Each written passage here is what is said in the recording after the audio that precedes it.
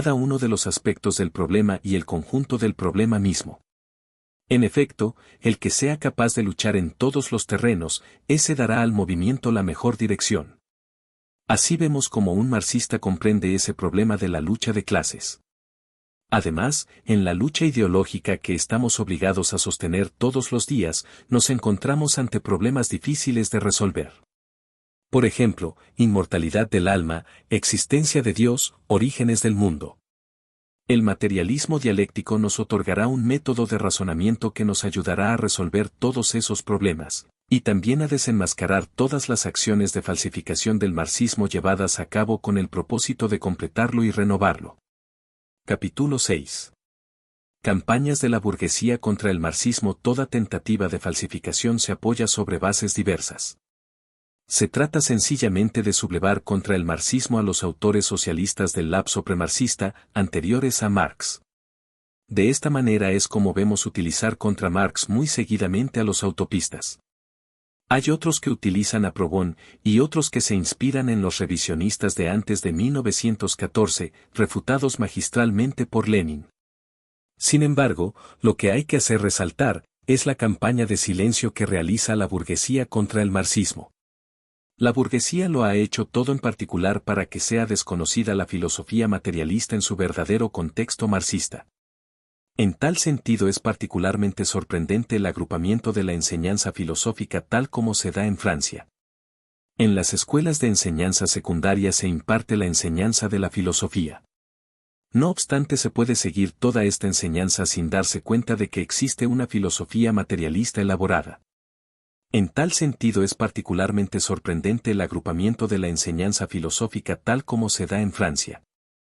En las escuelas de enseñanza secundaria se imparte la enseñanza de la filosofía. No obstante, se puede seguir toda esta enseñanza sin darse cuenta de que existe una filosofía materialista elaborada por Marx y Engels. De suerte que cuando en los manuales de filosofía se habla de materialismo, porque es imprescindible hablar de ello, siempre se procura hablar de marxismo y materialismo de una manera separada. Es decir, que se presenta el marxismo, en general, solamente como una doctrina política, y cuando se trata de materialismo histórico no se habla, a ese respecto, de la filosofía del materialismo, y en última instancia, ignora todo cuanto importa al materialismo dialéctico. Tal situación no existe únicamente en las escuelas y en los liceos, sino que sucede exactamente lo mismo en las universidades. Pero lo más singular, lo más característico, es que en Francia se puede ser un técnico de la filosofía, galardonado con los diplomas más importantes que otorgan las universidades francesas, sin enterarse que el marxismo tiene una filosofía, el materialismo, y sin saber que el materialismo tradicional posee una forma moderna. ¿Qué es el marxismo, o materialismo dialéctico? Por nuestra parte, queremos demostrar que el marxismo entraña una concepción general, no únicamente de la sociedad, sino también del universo mismo. Por lo tanto, contrariamente a lo que pretenden algunos, es inútil lamentar que el gran defecto del marxismo sea su carencia de filosofía, y querer, como hacen algunos teóricos del movimiento obrero, ir en busca de esa filosofía, que según ellos falta en el marxismo. En efecto, no es menos cierto que, no obstante esa campaña del silencio, a pesar de todas las falsificaciones y precauciones adoptadas por las clases dirigentes, el marxismo y su filosofía empiezan a ser cada vez más conocidos. Capítulo 1. El problema fundamental de la filosofía. ¿Cómo debemos comenzar el estudio de la filosofía? En la precedente introducción, hemos mencionado muchas veces la filosofía del materialismo dialéctico en calidad de base del marxismo y lo hemos hecho porque nuestro propósito es el estudio de esta filosofía, pero para realizarlo hay que avanzar por etapas. De ahí que cuando hablamos de materialismo dialéctico, estamos pensando en dos palabras, materialismo y dialéctica, lo que infiere que el materialismo es dialéctico. Ya sabemos que el materialismo existía antes de Marx y Engels, pero no es menos cierto que fueron ellos, con ayuda de los descubrimientos científicos del siglo XIX, quienes dieron su forma actual a ese materialismo y crearon el materialismo dialéctica. Más adelante examinaremos el significado de la palabra dialéctica que indica la forma moderna del materialismo. Más si antes de Marx y Engels hubo filósofos materialistas, por ejemplo Diderot en el siglo XVIII, y puesto que hay puntos convergentes entre todos los materialistas, debemos estudiar la historia del materialismo antes de abordar el materialismo dialéctico.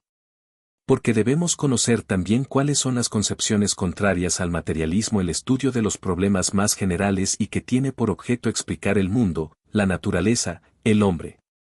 Si hojeamos un manual de filosofía burguesa quedamos atónitos ante la gran cantidad de filosofías diferentes que se encuentran allí. Son diferenciadas por múltiples palabras más o menos complicadas que terminan en ismo, criticismo, evolucionismo, intelectualismo, etc., cantidad tal que crea gran confusión. La burguesía, por otra parte, no ha hecho nada para aclarar y diferenciar el porqué, sino muy al contrario, pero nosotros podemos agrupar y separar estos razonamientos en dos grandes corrientes, en dos concepciones absolutamente opuestas. A. La concepción científica. B. La concepción no científica del mundo. Capítulo 3. La materia y el espíritu. Cuando los filósofos se han decidido a explicar las cosas del mundo, de la naturaleza, del hombre, en fin, de todo cuanto nos rodea, se han visto forzados a hacer distinciones. Nosotros mismos constatamos que existen cosas, objetos que son materiales, que podemos ver y tocar. Pero también hay otras que no vemos y que no podemos tocar, ni medir, como nuestras ideas. De ahí que clasifiquemos las cosas de este modo, por una parte, por ejemplo, las que son materiales, por otra las que no son materiales y que son propias del dominio del espíritu, del pensamiento, de las ideas. De suerte que es así como los filósofos se han hallado en presencia de la materia y del espíritu. Capítulo 4. ¿Qué es la materia? ¿Qué es el espíritu? Acabamos de ver, de una manera general, que las cosas han llegado a clasificarse como materia o espíritu. Sin embargo, debemos indicar con justeza que ese distingo se hace en distintas formas y con distintas palabras. Es así como, en vez de hablar del espíritu, hablamos del pensamiento, de nuestras propias ideas, de nuestra conciencia, de nuestra alma, exactamente igual que, hablando de la naturaleza, o del mundo, o de la tierra, o del ser, nos referimos a la materia. Engels, en su obra Ludwig Feuerbach, se refiere al ser y al pensamiento. El ser es la materia, el pensamiento es el espíritu. Para precisar lo que es el pensamiento o el espíritu y el ser o la materia, diremos. El pensamiento es la concepción que nos formamos de las cosas, determinadas ideas surgen generalmente de nuestras sensaciones y pertenecen a objetos materiales, otras ideas, como las de Dios, de la filosofía, del infinito, del pensamiento mismo, no pertenecen a objetos materiales. Sin embargo, lo que debemos situar aquí como esencial es que tenemos ideas, pensamientos y sentimientos, porque vemos y sentimos. Ciertamente, la materia o el ser es lo que nuestras sensaciones y nuestras percepciones nos muestran y nos dan, es, dicho de una manera general, todo lo que nos rodea, lo que se denomina el mundo exterior.